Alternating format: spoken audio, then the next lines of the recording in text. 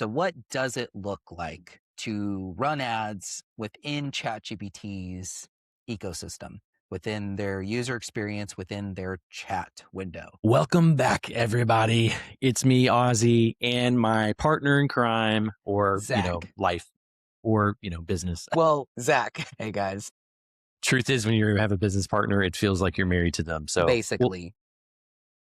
and together we've built multiple businesses, including Advirtis, where we've helped over 300 marketing agencies scale smarter, grow faster, and escape the chaos that most agency owners get stuck in. On this show, essentially what you can find by coming here every week is that we're going to break down real conversations by agency owners. These are conversations around like their sales, operations, hiring, scaling, leadership, the wins, the failures, all of it. So the goal is to help you as an agency owner, help you scale that agency and bring you guys some value.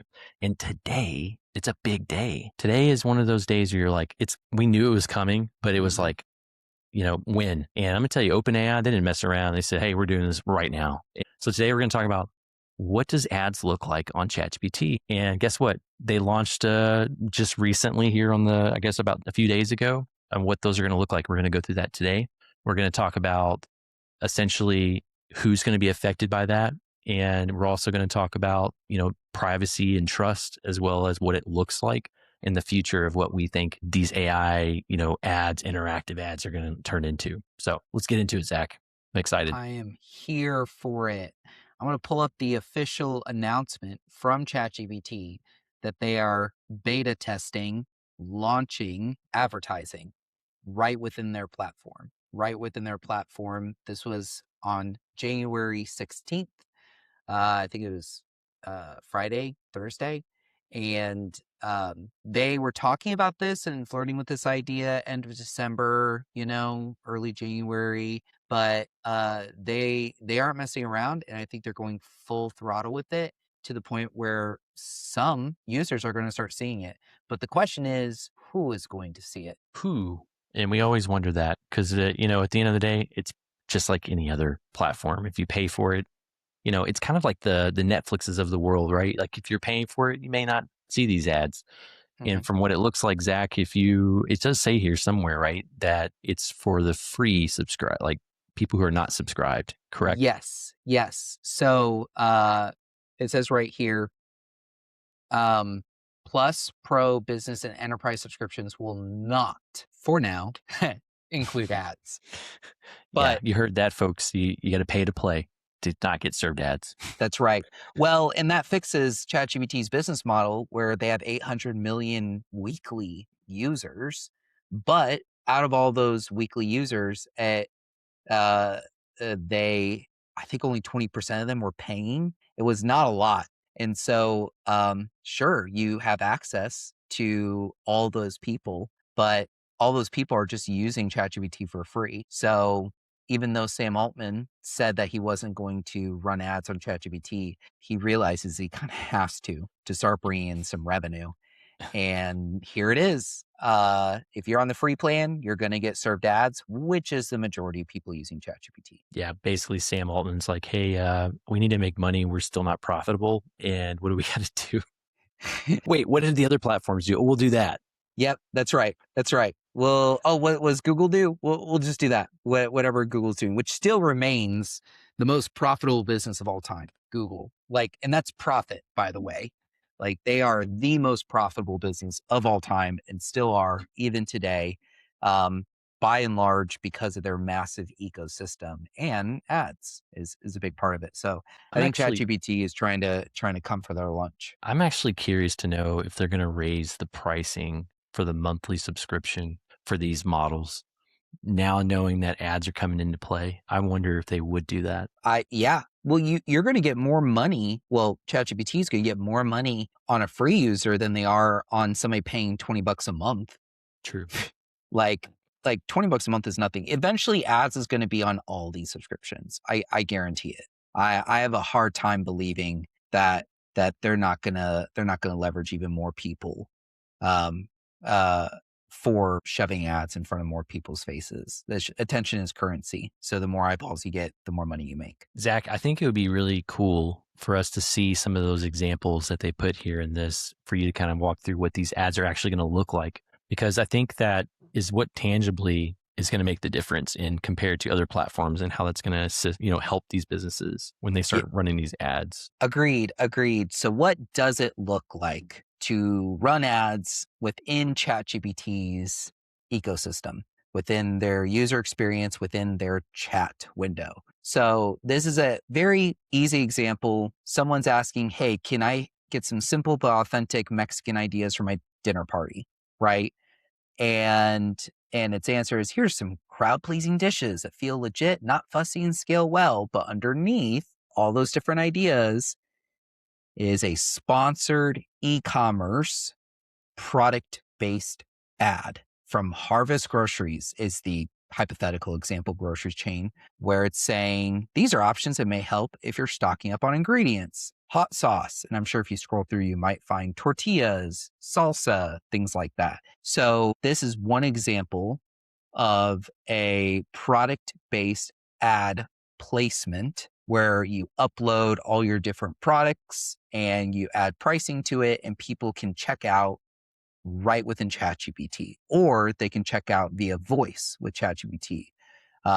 But you can see here, there's a clear line and a clear sponsored Mm-hmm. listing there, and it's underneath the organic. I shouldn't say organic, underneath the AI generated answer. So it's very clearly an ad.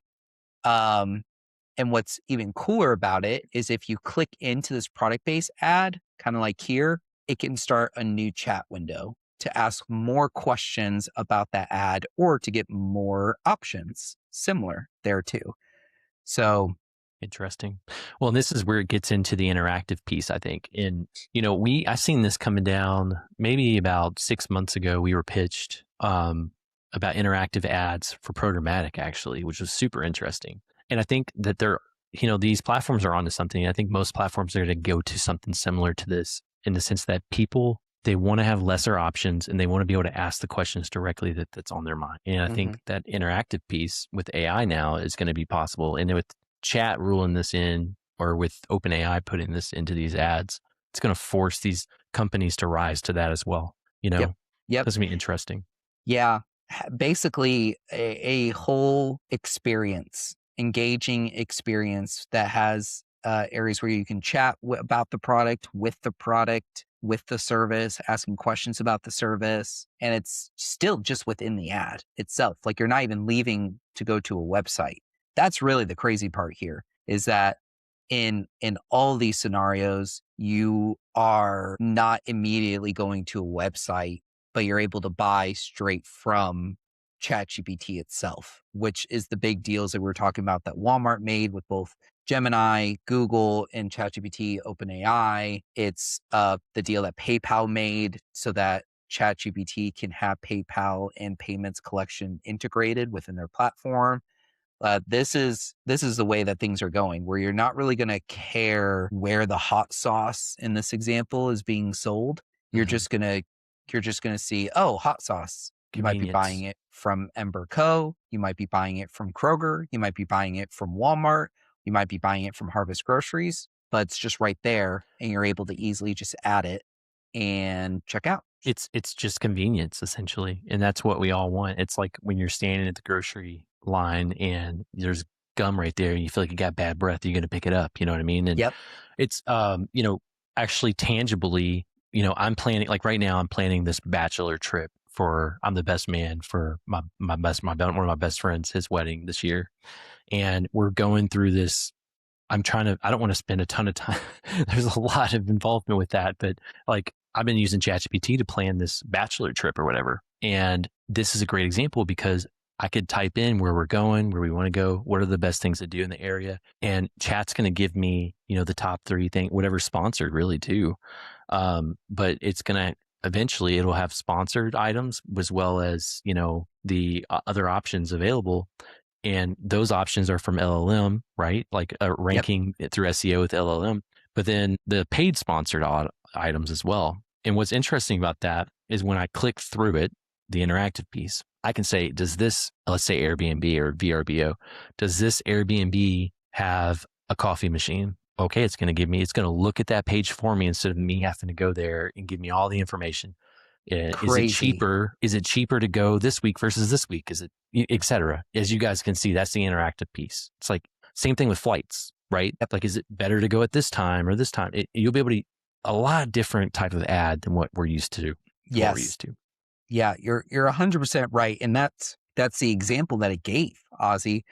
It is somebody asking about Santa Fe, New Mexico, and asking about like cool places to go to in Santa Fe, and it gave a couple options, and then underneath it right here from this example company Pueblo and Pine, basically Airbnb, says these options may help if you're planning a trip to Santa Fe, desert cottages. And then to Ozzy's point, you just say, oh, well, that's cool, I never thought about staying in a desert cottage. Click, and then you go here, and then it says, if you're planning a trip to Santa Fe, I'm happy to help. When are you thinking of going? And this is where you just say, I'm planning on going, you know, July 1st through the 10th. It's going to be 4 guys, and we love hiking and we love fishing, and we want to make sure that there's a hot tub.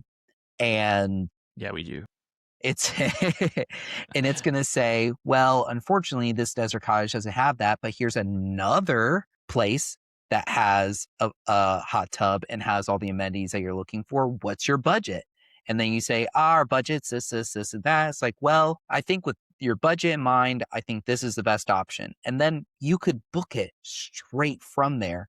You didn't go to Airbnb. You didn't go to vrbo.com. You didn't go to like a hotelbooking.com or Priceline, or even Google Flights or Google Hotels. You just booked it straight from ChatGPT. And that is the future, because websites are a necessary evil. We have to have them. We have to have a place to show our information, because guess what? The AI is scraping the website for correct data to push to the user, Mm-hmm. right?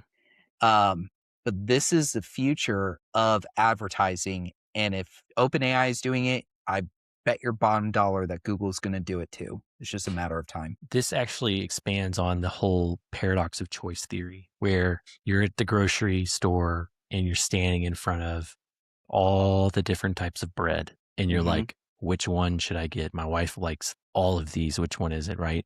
Yep. And it's funny because chat is expanding further into that by adding this interactive piece. And I think that with OpenAI introducing this, it just really puts pressure on these other platforms. So I'm really excited to see what that's going to do for the future of us, because at the end of the day, our attention spans, we've talked about this several times in other shows, but like our attention span is going to get less and less as we get more convenience things like this added in. And so I think another question that really stands out, at least to me, and I'm sure you as well, Zach, is what is the trust and privacy intel with OpenAI? They promise not to sell conversations to advertisers and to keep ads separate, but how will they Mm, actually guard privacy as ads target mm, based on mm. conversational context? Like it just feels, I don't know. I don't know. That's questionable. What does that look like? Yeah. Well, technically, they're correct. Technically, sure, they're not going to share people's data and information. However, they're going to probably do exactly what Meta does and what Google does. And, we own Advirtis, a premium white label agency, works with 300 plus other agency partners, and we're in ad accounts, hundreds of ad accounts, literally hundreds of ad accounts. And just for anyone listening, we don't get to see a user's actual data, but I guarantee you Google and Meta are collecting it. And they have it somewhere in a server, all the information on you as a user and all the activity and every social media post, every link that you've clicked, every place that you visited, they have it all listed. They have it all captured, but we don't get access to that. The But advertiser does not get to see exactly that. All the advertiser does is says, I want to target people who are interested in travel, who are above the age of 30, who are, I don't know, wealthy, right? Who are Mhm. interested in hiking and outdoors. Then it's going to target the person searching this. But I don't know the name of that person. I don't see that person. You can't, no ad specialist can see that. What they're doing essentially is just categorizing you as they look at your data and they say you belong in this category. That's Yep, it. They're profiling you. And correct. we don't, as the advertiser ourselves, we don't get access to your, your text messages and like that kind of stuff. We don't that'd be crazy. There's no way we could, I don't even know what to do with that information, right? Like, but thankfully these platforms categorize, and that was just an extreme example, but they categorize your data to put you into this stereotype, or like really just to kind of put you into a group. Yep. And that's what we choose. And to your point, Zach, like I imagine that would, there's a reason why these platforms are allowed to do that, is because they're keeping that data safe. They have to with these big Yes. servers. So it's like, OpenAI is going to do the same thing for the most part. Yep. Yep. Now, Yep. they will still have more access to better data, though, to better categorize those in users, though. Yeah. Yeah. Because right now, Google, the only data that Google really has, especially for the average consumer who's just using, Google's AI overview and just scrolling through Google's answers and just clicking on websites in Chrome, is interests, right? Interests and age.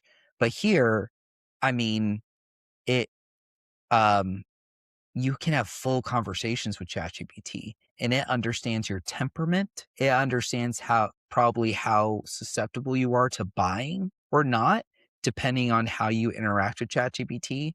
It could be the difference between a person who says thank you to ChatGPT versus a person who swears at ChatGPT, right? Which is silly, but probably the Different person. stereotypes for sure.